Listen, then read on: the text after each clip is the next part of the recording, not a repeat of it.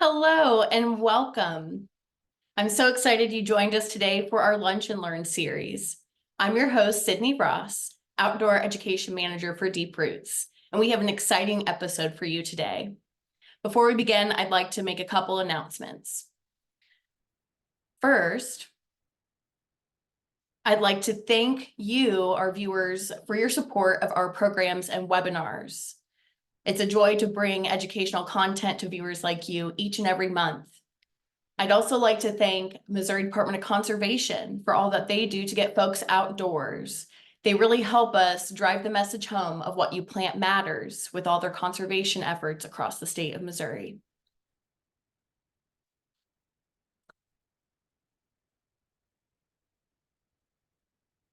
If you enjoy our programs, consider our upcoming conference, Planet Native. Calling all you native plant nerds out there, really. There's a lot of really wonderful presenters, and I'm especially excited to see Mike Saxton. He is presenting on managing for native biodiversity, fire, weeds, and seeds. So you can hear what it takes to manage multiple habitat types over the course of an entire year with a focus on seed collection, invasive species control, prescribed fire, and how empowering volunteers and scaling up equipment can lead to restoration success. You can register now for our conference on February 15th and 16th at planetnative.org. And if you have not gotten your tickets yet, or if you're a student and know of anyone who is interested in our scholarship opportunities, we do have some of those available. And might I mention, our tickets are selling out fast. So be sure to get your applications in by January 12th if you're interested in our scholarships. Otherwise, register today at planetnative.org. During our presentation, don't forget to use the Q&A to put all your questions in. As I mentioned, this episode is going to be especially useful for large landowners as we're talking about prescribed burning practices. So if you are working on your landscape, whether small or large, be sure to put those questions in the chat and we'll get to those as soon as we can. And be sure to join into the conversation in our chat option. Some folks have already put in there some of their challenges that they're facing as large landowners. So join in on the conversation there. And if you've missed any of our previous episodes, be sure to visit deeproots.org, where we have all of our episodes from Lunch and Learn series and Native Plants at Noon archived online. And while you're there, consider making a donation so we can continue our educational efforts. Without further ado, I would like to go ahead and introduce our special guest today, Cassandra Messer. She is the Private Land Conservationist of MDC, where she has worked since 2016. After graduating from the University of Central Missouri, Cassandra's career started in forestry aid, where she first began her prescribed fire journey. After her time in forestry, she took a position as a fisheries technician with MDC and is now a private land conservationist for Platte and Clay counties. Along the way, she gained further experience with burning, including 2 Western fire details to Idaho and Northern California. You may recall the wildfires that, are constantly being dealt with over in that area, but I specifically remember the Northern California fires and appreciate and thank Cassandra for your service there. So if you want to ask your questions or learn more about Cassandra, be sure to stick around for the Q&A at the end, where Cassandra will join us live to answer all your burning questions. All right, well, let's get this show on the road. I hope you enjoyed today's Prescribed Burning Practices with Missouri Department of Conservation.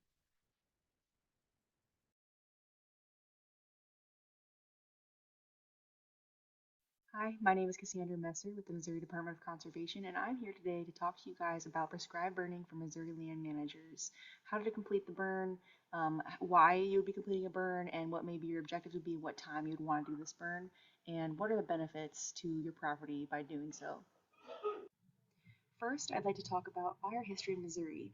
Not many know that fire is actually a big part of natural ecological processes, including in Missouri. For thousands of years, lightning strikes would happen in the grasslands and then the Great Plains and create a fire, as well as Native Americans would start fires on their grasslands to encourage bison herds to move along. And the bison herds would really enjoy that new supple vegetation that was burned previously.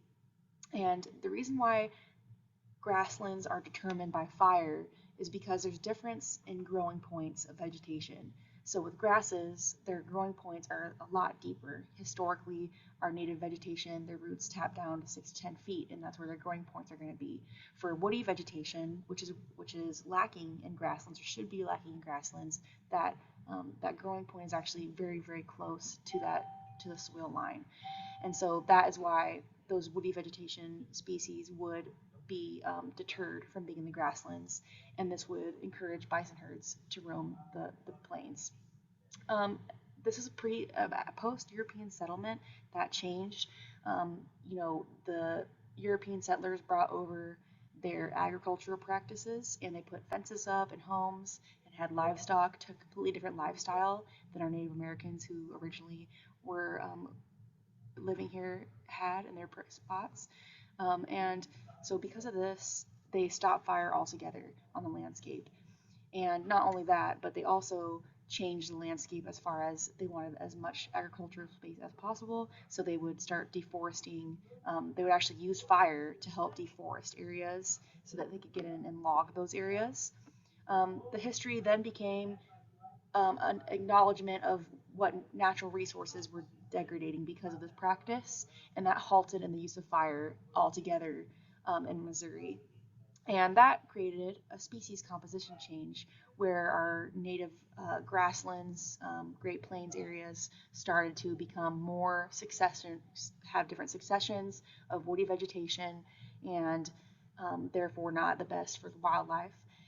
And then in the 1970s, the prescribed fire experimental use began, and now we are still kind of working through this prescribed fire and teaching folks, this is why we're here today, why prescribed fire is beneficial and how it can be done properly and in the best ways possible for you and for the land, wildlife. I'd like to talk about fire as a tool for the landowner or land manager, how you can use fire in different scenarios to benefit your land and wildlife as well. Firstly, it's good to note that most Missouri plants are adapted with fire, at least those in grasslands and woodlands. Some bottomland forests and others aren't adapted for that, and that's just due to their difference in bark. So the ones that are built for the fire are going to have that thicker bark and are able to withstand the prescribed fires that we would put on the landscape. Um, in grassland scenarios, there's a lot of different things that are beneficial for the landowner to recognize that's benefit for them as well as wildlife and their property. The first thing to note is that it is very good at helping either set back or kill woody vegetation. And this is all going to depend on the timing of your burn, and we'll talk about that later.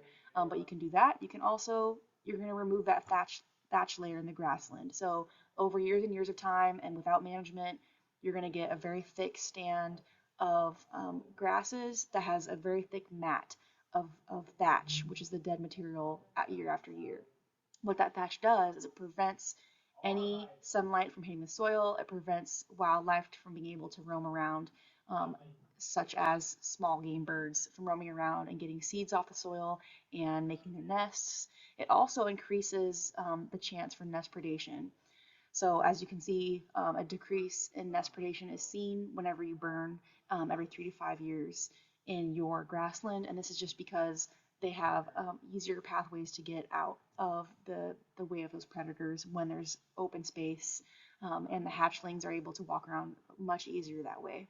When we're talking about forests and woodlands, a couple of things to note, like I mentioned before, is that oak hickory timber stand is the main timber stand that's built for fire, that has that thick bark. They have the acorns that like to have that acorn scarification for germination. They also, it helps remove the leaf litter. So when we're talking about a woodland and forest burn, what you're burning is actually the leaf litter. And what's that doing is the same as a grassland, is you're opening up that understory for sunlight to hit the soil, and therefore you're going to be getting that level of vegetation instead of just having your canopy that's completely shaded out by the leaf litter and nothing on the ground. You're going to have that the base vegetation and as well as your mid-story. So your understory and your mid-story are going to be more developed with a fire, and this is because you're opening up that soil from the leaf litter and the sun is allowing to hit the ground, and that's going to allow for that vegetation, which is really good for for wildlife, as they can provide seeds and cover for deer, turkey, and all of the woodland species. When we're talking about burning timelines for management objectives, there's things to consider, but the main thing to consider is the growing pattern of the vegetation that you're trying to either stimulate or control. And so you're going to want to think of that growing pattern throughout this slide here. So when we're talking about native warm season grasses, if we want to stimulate forbs, the time that we're going to want to burn is right before new growth starts. And this is going to be between January and March, typically, and that stimulation is going to help the forbs grow and stimulate and increase seeding rates. When we're talking about cool season grasses and thickening the stands of cool season grasses, which a lot of producers, livestock producers or hay production people will use, you're going to burn when the cool season grass is less than 2 inches of new growth. And so that's going to be between February and March typically. And that is really going to thicken the stand of cool season grass. For thickening the stand of warm season grasses, you're also going to want 1 to 2 inches of new growth, and that's going to be typically around the April timeframe. And that's going to thicken, it's going to encourage the warm season grasses in old fields, as well as set back woody vegetation in old fields. And now you know that I mentioned set back woody vegetation. We're not going to kill the woody vegetation, but we're at least going to get it to a point, depending on your land management techniques and how much time you have. Maybe you don't have time to take care of that field that year. Well, at least set back those woodies so that they're not as productive as they would have been if you did not burn. So that's when what we'd be doing with that April time frame. For setting back cool season grasses, which is what a lot of native encouraging folks will use in their properties, is going to be 4 to 6 inches of new growth. So really, you're going to want that cool season grass to be pretty much fully developed, and you're really going to want to just knock it back right when it's getting to that point of production. So 4 to 6 inches of new growth between April and May typically, and that's going to encourage your forbs, encourage more diversity, set back your woody vegetation, and reduce your cool season grass stand. To set back native warm season grasses, which we do need to use a lot with pollinator plantings and wildlife plantings to help with forb growth. You're going to want to have extensive top growth. So that is where all the nutrients are up in the top of the plant, and you're going to burn that nutrients right off, and it's not going to be able to store that nutrients for the winter, and that's going to cause that stand to set back. So this is going to be between June and November, so it's going to be a summer burn, so it's going to be a hot burn. It's going to stimulate that forb growth. It's going to kill the trees and shrubs that are not dormant, and it's going to reduce your native warm season grass stand. So like I said, it's going to actually kill a lot of those smaller trees. It's not going to kill the bigger ones, but it will kill the smaller ones as well as the shrubs. And when we're talking about forests and woodlands, you're going to want to be burning in the dormant season. So that's going to be between January and April. That's really the only time that you're going to be able to burn that.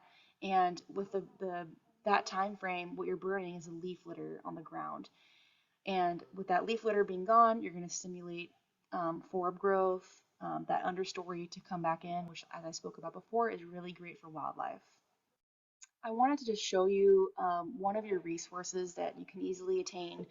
This one is from NRCS, and this shows you just what I talked about, but this is something that you can print and keep on your fridge whenever we have workshops in person. I always print this out and have people take it home. But this is just a reminder of when is the best time to be burning for what your reasoning would be. So now we're going to talk about fire line construction. We're actually going to talk about getting into this prescribed burn. We already talked about why it's beneficial, when you should be doing this kind of thing, depending on your situation and your objectives. So one thing you want to consider, and most of your time spent on a prescribed burn is going to be the prep work. The day of the burn should be really simple and easy to do. The real work is before the burn happens, and that is in big part due to fire line construction, and this is how we make this a safe prescribed burn. So first, whenever we're looking at your map, or if you're looking at your map, you're going to want to look for existing fire breaks. Now this can be field trails, roads, creeks, grazed pasture along burn units, or adjoining crop fields. As you can see in this photo here, this is at one of our in-person landowner workshops. You can see that pavement is a existing fire break. And so we're not really worried about that fire getting to that pavement. It's not going to cross that pavement, just like it would have trouble crossing a field trail, just like it wouldn't cross a creek. or a grazed pasture with green grass and fescue, or adjoining crop fields. So look for those existing fire lines to be able to make your burn line construction the easiest that it can be, and utilize those spaces. One thing to consider with roads, however, is really make sure you have some kind of traffic control in place. You obviously that can be a hazard, so keep that in mind if you're going to be using existing fire breaks on your fire line. We're going to move on to constructed fire breaks. So we talked about existing, and now we're going to talk about where the work begins, which is where you really have to spend your time getting your fire lines ready. This can look a number of different ways. You can have close mowed green lines, and that is going to really prevent that fire from crossing due to that fresh green, typically cool season grass lines. One thing you want to think about with that, though, is there still can be thatch there. So if you see thatch, a lot of thick thatch on your mowed lines, make sure that you blow that out, or take that into account before you start your fire. Disc lines are a really great method. I love to recommend that to landowners if they're comfortable with that. That's going to be a surefire way to hold that fire in those lines. And you can see that in my picture on the right here, of that disc line is to the soil. It's not going to go past that. You can see that nice black line where we started the fire and how it didn't creep across that line at all. That line held really well. And then also green browse lines. So if you have livestock and you have a rotational grazing pattern, then you can use those green browse lines just like you would a close mowed line. You also can use raked or blown lines on your line. So like I said, if you see a close mowed line and you see a lot of thatch, try to get a rake in there and blow that line out just to make sure that there's a lot of soil in between and not bunch of that dead material. Pre-burn fire breaks are really good. Once you get your burn program started on your property, you can use burns from previous years or previous seasons to help slow the burn down. And then in the timber, you can see in the picture on the left that you can use blower. You're going to blow a line. So typically it's going to be between 6 to 8 feet, even 4 feet, but I like to say 6 to 8 feet. And you're just using the backpack blower, and you're just walking through your woods, finding a good path, and you're blowing the leaves away, and you're going to create a soil as your fire line. And so that's a really effective method in woodlands and timber for fire line construction. Here you can see a wet line on the left. So I didn't talk about this, but you can use a wet line to benefit you. Um, I don't recommend this too much to landowners, but it is an option that you can use. Of course, you'd have your water unit going right ahead of the person with the drip torch that's putting fire on the ground, and that hydration of that vegetation is going to prevent the fire from moving across that line. On the right, you can see a close mowed green line. And something to note in this picture is the fence. So if you have this tall native warm season grass on the right of the green browse line, that flame height is going to be 2.5 times the height of that vegetation. So if you have someone that only has that mowed line and they can't get any further back than that because of the fence, that's not going to be a very comfortable position for them to be in. So as with this next slide, you'll see that a heat reduction strip is very necessary for your burn in this type of situation. So most grassland burns and old field burns, you're going to want an 8 to 15 foot heat reduction strip on top of your fire break, and that's to keep the people comfortable and to protect, keep it even more safe. Because if that flame height is 2.5 times taller than 8 foot tall, which is your grasses, that flame height is going to be very intense and very hot and very tall, and it could easily catch the grass on the other side on fire if not for that heat reduction strip. So that's a very safe way to burn old fields, is to have that reduction strip in place, as well as your fire break. Along with your the work going in with your constructing your fire lines, you also want to consider burn hazards. Now these can be telephone or electric poles, hay bales, roads, equipment, houses and barns, propane tanks, wood fence posts, snags, highly flammable fuels like that tall warm season grass and cedars as well.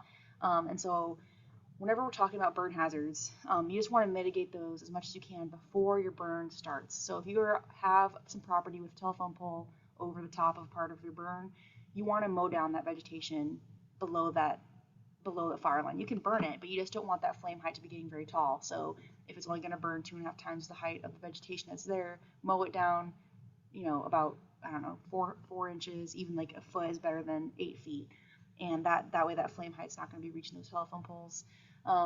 if you have big stockpiles of energy, like hay bales or snags or even cow chips that are sitting close to the edge of the fire, or cedar trees that can catch fire and hold fire for a long time, you're going to want to disperse that material and put it further into your burn. So it's okay if you burn it, but you just don't want it close to the edge of your burn, because that's where it can be dangerous. So you want to disperse it, make that fuel a little bit lighter, spread more across, and then you're going to want to push it back further into your burn line.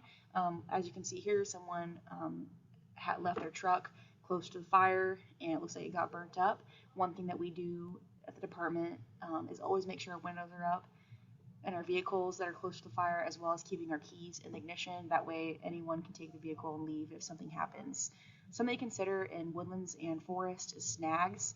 So whenever you're blowing in your line with your blower in the leaf litter, make sure you look up as well and look at what's above you. So if you see a snag coming across your line into the unburned fuel that you're not going to want to burn, you need to take care of that before your burn starts. Like I said, all this stuff needs to be looked at before your burn, because you're not going to have time or the wherewithal to be taking care of this when you are completing your burn that day. So keep an eye out for burn hazards, walk your lines thoroughly, look up and down, look all around, and that way you can make this the safest burn you can. The most widely used fire method that is used, and what we use every time with the Missouri Department of Conservation, what I recommend you guys using, is the ring head fire. So we're going to talk about the parts of a fire. This is a typical fire where the rear will start and that wind is pushing the fire as fast as it can. And so what you call the part of the fire that is going with the wind, that is called the head fire. And that's the part of the fire that's very volatile, that is slinging spot fires ahead of itself, as you can see, and it has giving fingers, and it's very, very uncontrollable. You are not going to control head fire.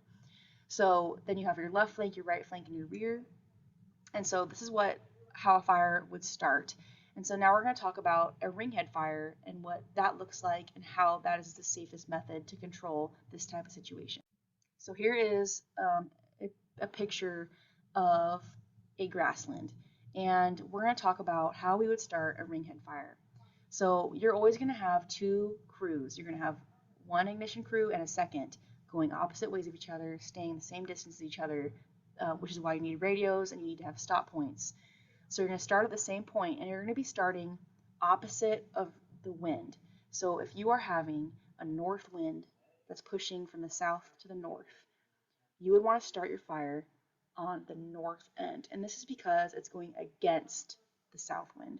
So in this picture you can see here, it's a 5 to 15 miles an hour wind. So this is important to note as well, because many people are scared of wind with fire, but really you do want a sustained wind. You do not want variable light winds with a fire, because you're not going to be able to control the parameters of that fire. So 5 to 15 miles per hour is a great wind strength for completing a fire. So you can see here the wind direction is blowing, and we're starting at the opposite corner of where the wind is, and that's going to create your backing fire. Your backing fire is very controllable, extremely easy to control, and it's going to creep very slowly across that vegetation because it's fighting against that wind. And so it's a great place to start. So you're going to start that backing fire, and each crew is going to go opposite ways on the top of the screen, and then you can see on the right of the screen going down. They're going to start on their opposite ways, and they're going to be in communication the entire time, especially when they get to the corners of each of their spots before they light the head fire. I wanted to add this visual in before we move on to explain to you the backing fire. So if you look at the flames behind me in this photo, you can see that they are pushing away from that vegetation. Now this is meant to be doing this. Now look at our fire line. We have a short grass mowed line, and we have a crop field, which is a existing fire break. So we don't care if it burns all the way to the crop field here, and you can see that it is going to. And not only that, but the flames are wanting to go that way, and that's because the wind direction is pushing towards our fire break, which is what we want, because we don't want to start a head fire right when we start lighting. So when it goes towards those trees and towards that warm season grass, thick grass, it's actually going to be moving very slow as it can, which is what we want. It's very controllable, and this is an image I wanted to show you. You can see it in real life of what that backing fire looks like. So picking up where we left off, you can see that we have our ignition crew holding on our points. And so we contacted each other on the radio. We did not move forward. We both said, hey, I made it to my point and I'm ready to go. And once you're ready to go, your holding crew that's with you, that's not lighting the fire, is behind you, and they're looking at your line and making sure it looks good, walking back and forth with their tools to control that line, which shouldn't be too much to do because you already did that prep work before the burn, like I had mentioned before. So in this example, you can see that they made contact and they began walking further to meet at the head fire. So as you can see with a ring head fire, you can really see the ring happening now. And this is because you had a nice black back burn as far as you want, and then you slowly do the flanks, and that's going to kind of start closing in on itself. And once you complete that head fire, it's really going to consume all that fuel and just suck itself into each other and create that ring head fire that we spoke about earlier. And this is the safest method for prescribed burning. Continued here, you can see that consumption of that fuel is happening in a very precise manner and in a very controlled manner. And it's going to be just get all that vegetation out and everything's black around the edges, and that's going to be a well executed. So here's a real-time picture of that last photo that I showed you, where you have consumption of fuel, black fuel. So this is a very typical Missouri landscape burn of an old field. And then you can see the fuel in the center is getting sucked together, and there's all that smoke and fire in the center of that burn, but it's safely contained within that black. So after your well-executed burn, the next most important step is to mop up. You don't want to just leave your fire and let it be. This is going to happen after the main fire is out. You're going to look for logs, stumps, or other heavy fuels within 100 feet of your fire break and make sure that those heavy fuels are completely extinguished. So you're going to be looking for anything that you missed. If there's any big spots of unburned fuel, you can try to bring your drip torch in and burn out that area as well, just to get that burned out. Sometimes it's just a little bit too wet to even work. But if you see any logs that are in woodland, just chuck it in more than 100 feet. It's okay, there's going to be burning stuff in your fire still, but you want to get it far enough interior of the burn to where you're not worried about the unburned fuels catching fire later. You also want to look for cow chips and fence posts. So even that radiant heat can affect fence posts close by, especially wood fence posts. So make sure you check those wood fence posts with your hands, the back of your hands, and see if they're warm. You might want to squirt those down with some water before you leave for the night. And that way that you're not going to be risking that catching on fire and then catching stuff that you do not want to be burned on fire. So now we're going to talk about fire management tools. As you can see in this photo, there's a lot of different fire management tools that can be used on fires, and I'm going to talk about them and how you would use them. Most commonly and always in my hand on a prescribed burn is a broom rake.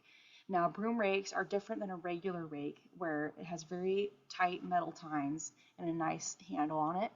This is really good for a lot of different reasons. You can do line building with it, you can do backfiring operations with it, and you can do mop up with it. So it's a multi-use tool, and I recommend everyone have these on their fire line. You can also use swatters, which the name is not what you actually do with this tool. You actually want to smother. What you're doing is you're smothering the fire with it. So you want to just slowly drag it across whatever you're trying to get to go out. So this is really good for slow moving fires. So really slow, those mode lines that I was speaking of earlier, you can use these on those and kind of smother out that fire on those real short grass fires. Some other more tools that we see a lot are backpack pumps. There's negatives and positives to backpack pumps. One negative is that they're very heavy, and so you really need to have a fit person wearing this. Another thing is you can't rely on water too much. This is not your end all be all. This is like you're going to be using it just in case. So like it says on here, use to cool, not to put out. Because if you do use it to put out, then you are not going to have enough water to last you the whole fire. Typically these are 5 gallons, and I would recommend having like a water unit on the back of a truck or a ATV or UTV as opposed to a backpack pump.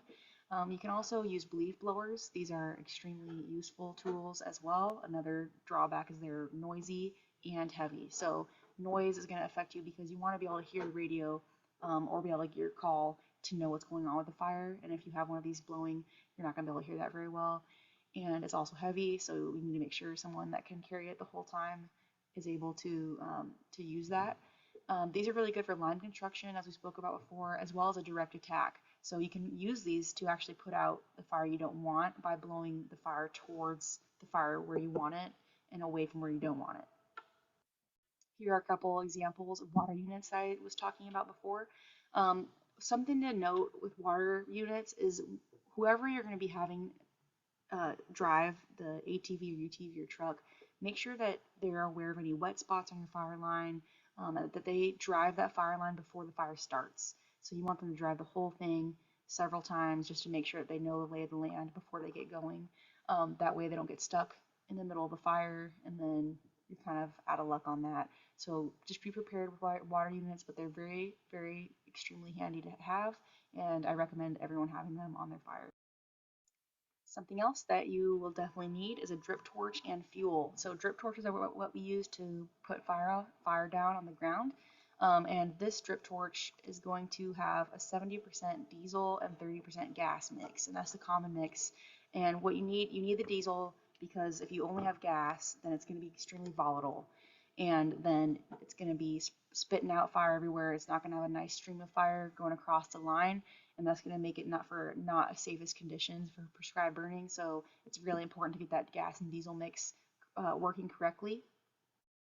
So now we talked about why we'll be burning, the benefits of it, how you can burn, what time to burn, and now I'm going to talk to you about how to get certified to burn. So as a Missouri land manager, you are able to take a Missouri Department of Conservation prescribed burn workshop, and what that gets you is it gets you a little bit of liability, and it gets you a certificate saying that you have completed our course. So how to get to this is you're going to want to go to the Missouri Department of Conservation's website, and you can see above here, you want to go to our event page, our landowner workshops. And you can see here there's lots of different prescribed burns. Typically they are going to be happening this time of year in December and January. And so this is how you would sign up for one of those. And if you're not sure, if you still can't figure it out, feel free to reach out to an MDC office or a private land conservationist in your area, and we can help you sign up as well. Along with just taking the course, there's a lot of different ways MDC can assist you with prescribed burning. Once you do take that course, we are able to write your burn plans for you. We're also able to have lend you our equipment. So we have drip torches, we have some water units, we have rakes and flappers, and so we are able to loan that out to you once you take that burn workshop with us.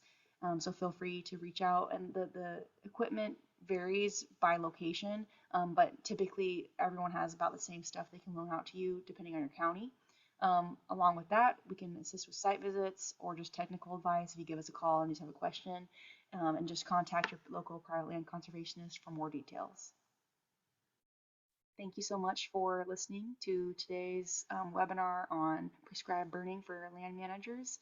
I look forward to taking any questions, and feel free to reach out to me at cassandra.messer@mdc.mo.gov if you have any questions or you want to know more about any of the topics that we talked about today.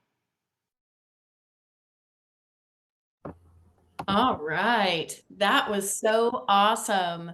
Cassandra, I learned so much in that 28-minute presentation you did. Thank you so much for bringing your expertise and insight to the table. I especially loved the different diagrams that you showed to kind of visually express how the headwind and just the way the fires are set up. I thought that was really useful. So I want to bring you up to the Q&A. So everyone, welcome Cassandra Messer, Private Land Conservationist for MDC up in Clay and Platte County. So Cassandra, I just want to start off and ask you a couple questions. And while I'm asking, folks, please put your questions in the Q&A and we will get to those as we talk with Cassandra. So first I want to ask, when was the most recent burn that you did? And can you tell us a little bit about what that experience was like? Because I know you've done a lot of prescribed burns, but what has been up recently? So one recently that I assisted with was at Platte Falls Conservation Area, just a little bit north of the airport. And that one was, a lot of our units are a lot bigger with the Missouri Department of Conservation. Like if it's a landowner, it won't be quite as big, but this one in particular had a woodland and a grassland in the same burn unit, as well as some bottomland timber. And so with that burn, it's quite a bit bigger. We have a lot more staff on that, but really what the most notable thing about that burn is just the different kinds of land types you have in that burn and how it's going to burn. And you just gotta, sometimes you have to think on your feet. Like for this burn, for example, the wind kind of was a little bit gusty at points. And so we really spent extra time on the corners, like blacking out the corners, because any corner on your burn is going to be the part that burns, that can get out of line more than anything else. So we really spent a lot of time on the corners even more. So we lit the perimeter, but then we also would go in and strip burn it a little bit just to get more black faster. That way it was more safe to complete that burn.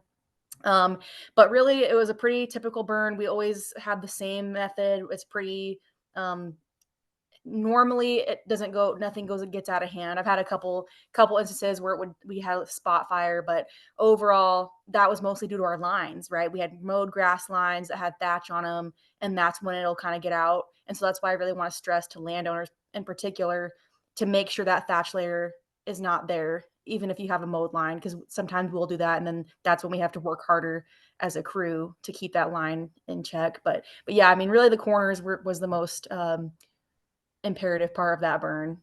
It sounds like a challenge, especially with the different land types, like you were describing, grassland into woodlands.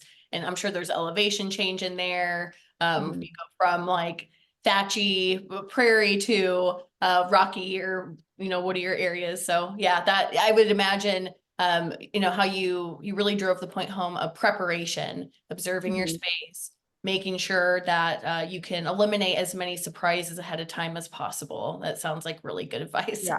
Yeah, definitely. And along with that too, like I know I say do it before the burn, like months before you're gonna be prepping, but even the day of, like go out there the night before, the day of, and like check and make sure no new snags happened or nothing crazy has happened since you did your prep. Just make sure that's all good before you start that match. Because whenever people start the match, I mean, it's human nature to get like, adrenaline rushing just because there's fire on the ground.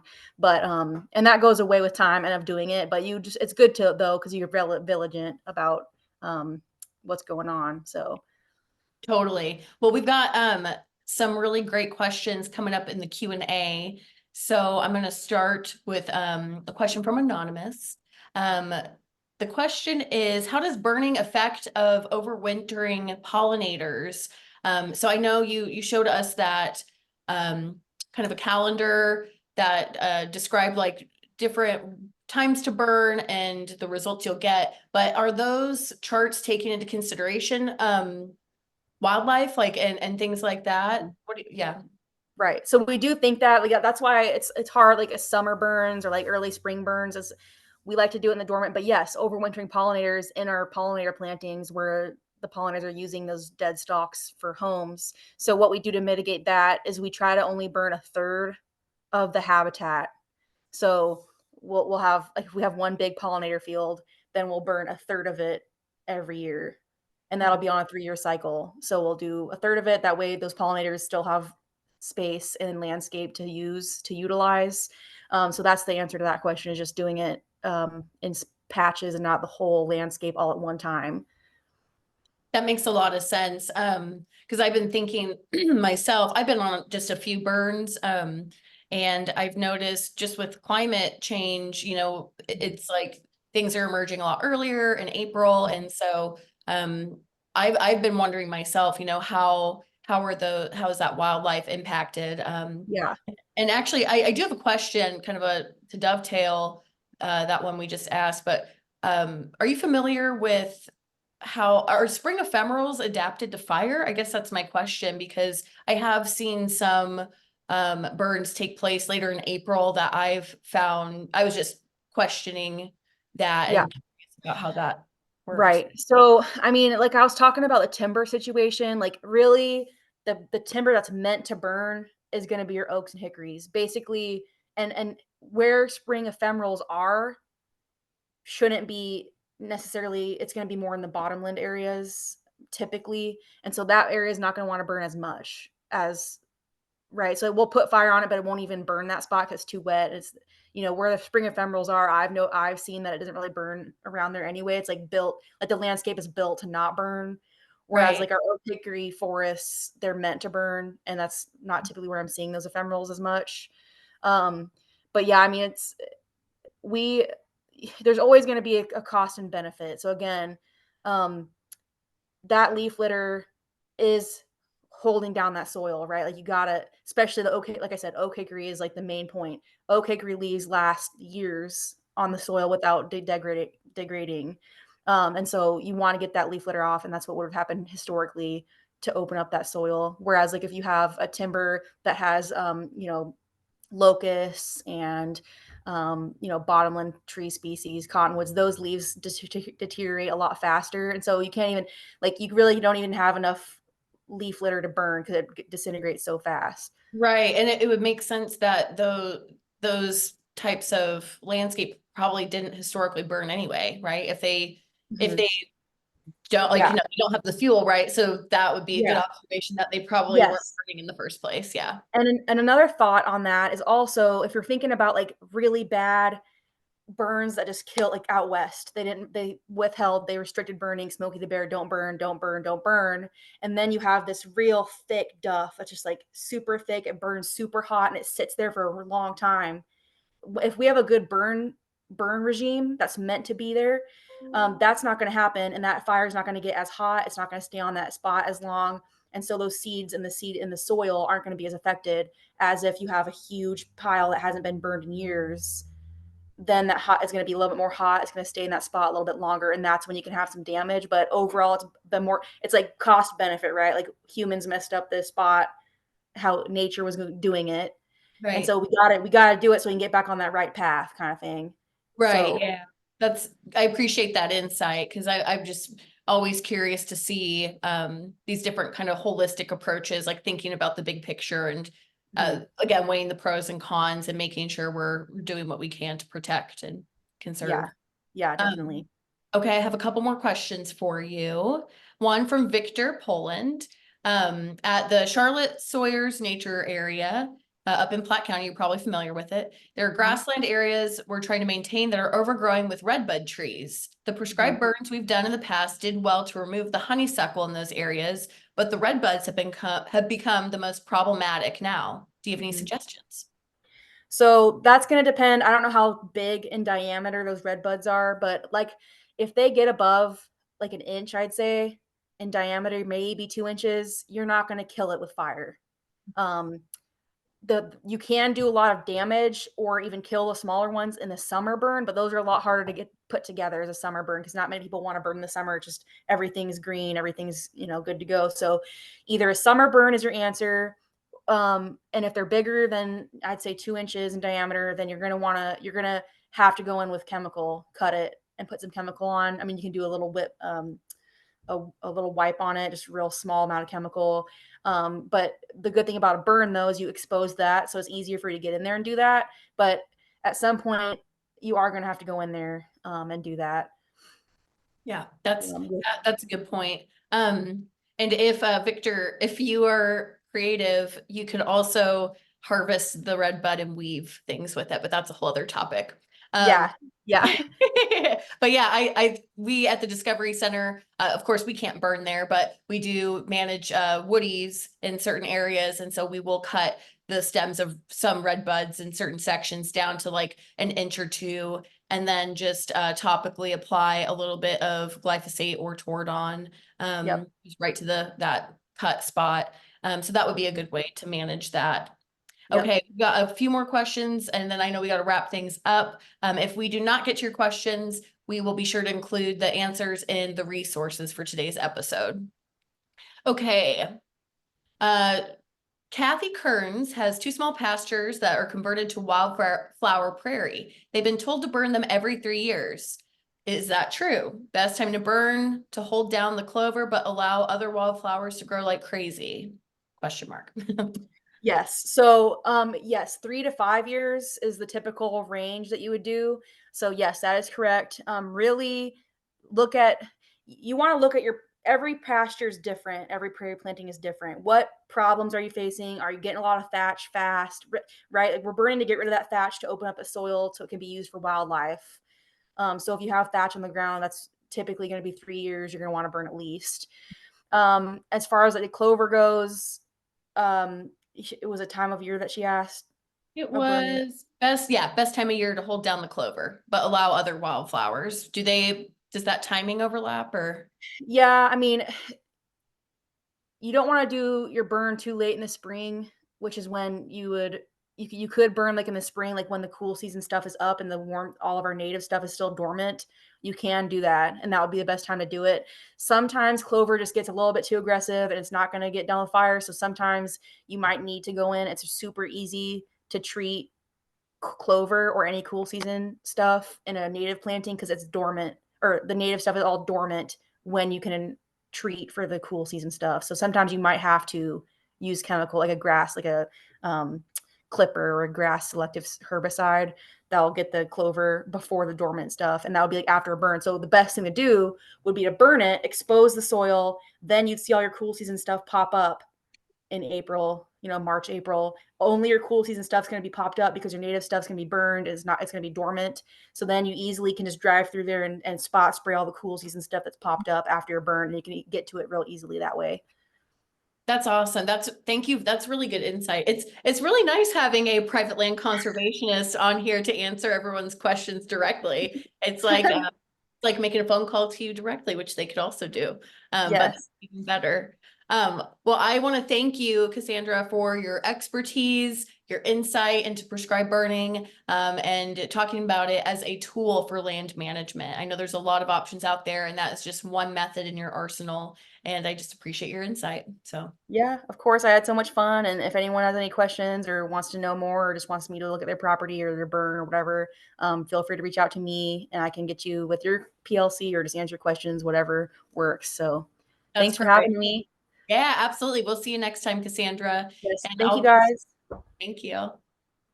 I'll be sure to include Cassandra's contact information in the chat, or rather, sorry, in the resources, which I'll email out to you all later today. So thank you so much for joining us. If you missed any of our episodes, you can visit us at deeproots.org. We have 26 episodes of the Lunch and Learn series now. I can't believe it. Today is episode 26, and 36 episodes of Native Plants at Noon. So lots of good resources there. And while you're there, consider making a donation so we can continue to bring you fun educational content. And I will see you in a couple weeks at Native Plants at Noon at the Discovery Center on January 18th.